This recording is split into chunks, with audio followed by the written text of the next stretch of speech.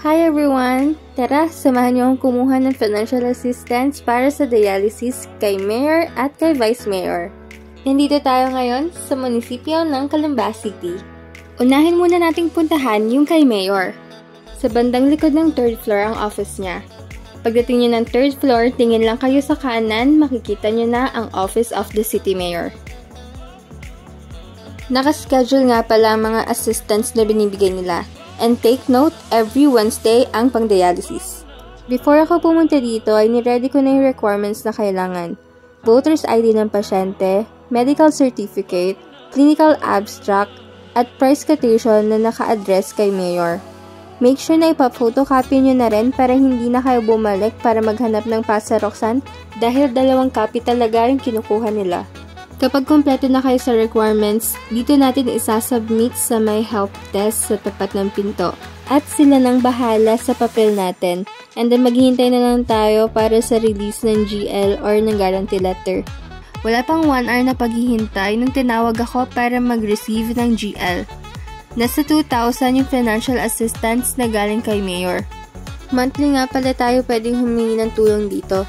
Malaking bagay na din para sa mga nagda-dialysis. Next na pupuntahan natin ay kay Vice Mayor. Tapat lang ng office ni Mayor ang office ni Vice Mayor.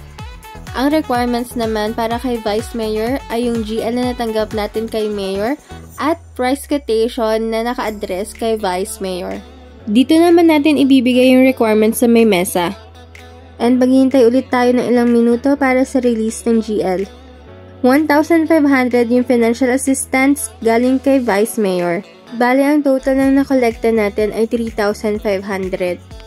Tip nga pala, kapag pupunta kayo dito sa munisipyo, dapat umaga kasi paminsan nagka-cut off sila ng 12 noon.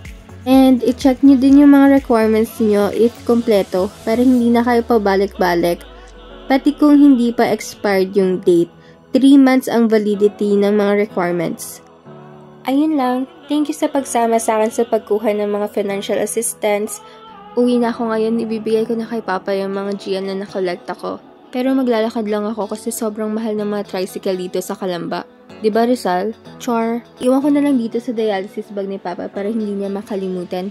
1 week lang kasi ma-expire na to, kaya dapat mapalitan agad. At ayusin ko na yung mga requirements para sa DSWD kasi doon ko naman planong pumunta next. Samahan niyo ako ulit ha.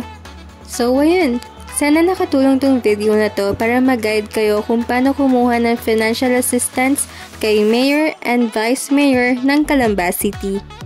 Don't forget to like, comment, and subscribe for more videos. Bye!